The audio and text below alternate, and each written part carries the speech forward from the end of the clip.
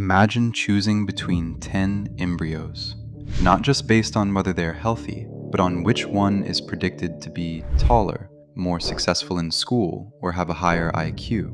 That scenario is no longer science fiction.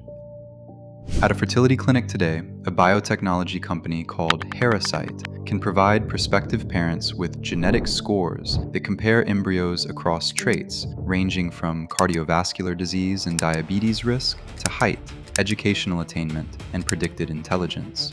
And the moment we start talking about selecting human beings based on desirable traits, one word immediately enters the conversation: eugenics.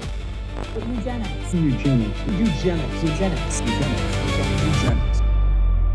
But this technology didn't appear overnight. To understand how we arrived at a point where intelligence can be reduced to a genetic score on a fertility report, we have to trace the scientific tools that made it possible. From the early attempts to measure human heredity to modern genome-wide studies and polygenic scoring. Because the future of human genetic selection may not arrive through gene editing at all. It may arrive through a spreadsheet. The quantitative foundation of modern genetics began in 1883 when the English scientist Francis Galton coined the term eugenics. Galton noticed that high mental and physical performance often ran in families. To study this mathematically, he invented fundamental statistical concepts that we still use across all of science today, including correlation and regression to the mean. Galton observed that exceptionally tall parents usually had children who were slightly closer to the population average than themselves. But he lacked a biological mechanism to explain how continuous traits were physically inherited. This created a major scientific divide in the early 20th century. Gregor Mendel's classic experiments showed that heredity came in simple, all-or-nothing packages, like a pea plant being either strictly green or strictly yellow. But biometric scientists argued that human traits do not work like on-off switches. Height, blood pressure, and intelligence are continuous gradients that form a smooth bell curve. In 1918, statistician Ronald Fisher resolved this debate by proving that if a trait is controlled by thousands of tiny, discrete genetic switches acting together, their combined effect naturally produces a smooth, continuous bell curve. Early 20th century eugenics programs failed scientifically because they relied on crude, top-down state coercion and primitive biological assumptions. They lacked the molecular sequencing tools, biobank data, and computational algorithms required to read complex traits. To understand how companies like ZEITFIELD evaluate an embryo, it helps to use an analogy. A single gene condition, like sickle cell anemia or cystic fibrosis, functions like a single master power switch. If the switch is flipped, the trait appears regardless of the rest of the genome.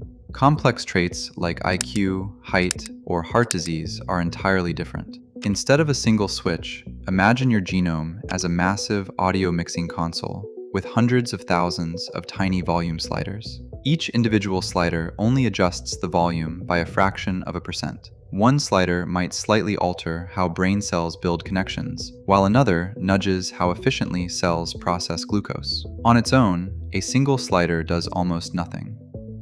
A polygenic score is an algorithm that scans across your entire mixing console, measures the position of every single slider, and adds them together to calculate your overall volume. In IVF, startups extract a small biopsy of just 5 to 10 cells from an embryo, reconstruct the embryo's DNA blueprint using parental genetic maps, and run these polygenic scoring algorithms across millions of genetic locations.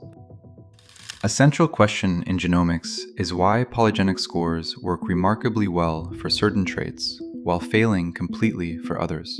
The answer comes down to data volume and biological signal. Think of training a polygenic algorithm like training a facial recognition camera. If you feed the computer millions of high-definition photographs from every angle, it learns to identify a face with near-perfect accuracy. But if you only feed it 20 blurry snapshots, it makes inaccurate guesses.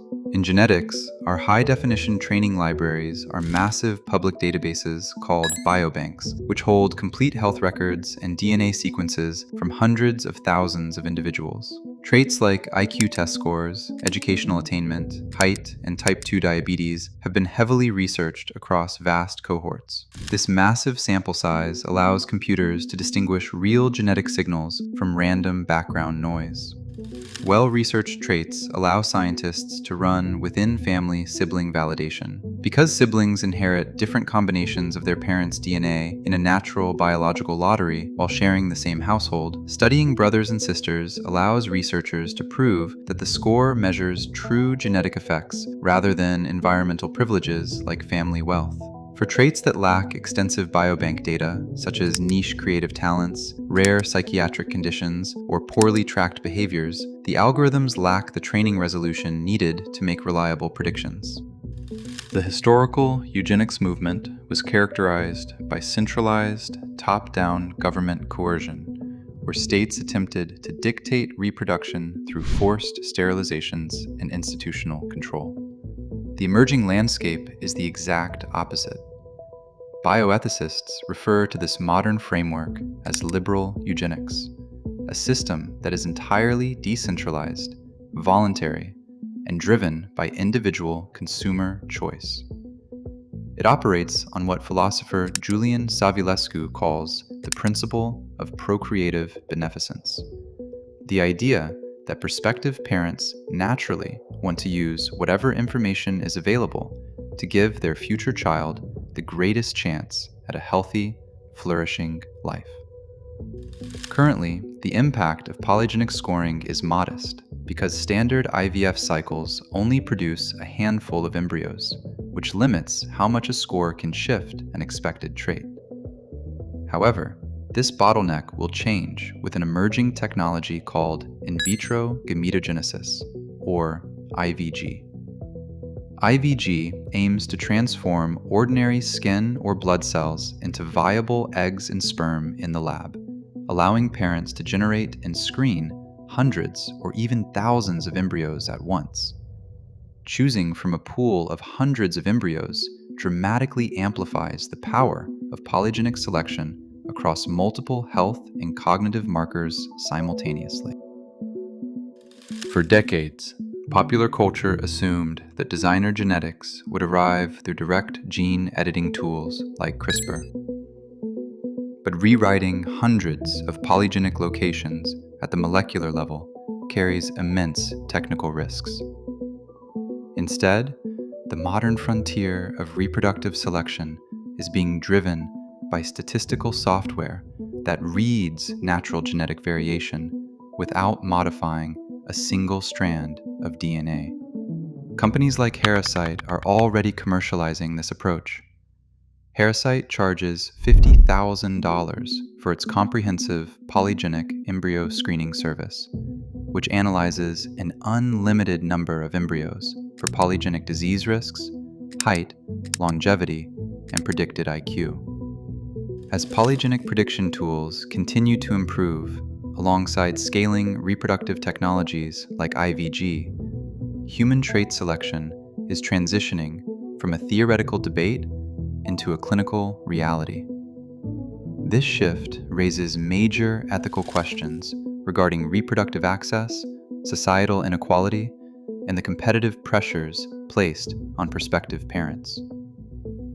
If you were undergoing IVF and had the ability to screen embryos for disease risks and cognitive potential, would you use that data? Share your perspective in the comments below.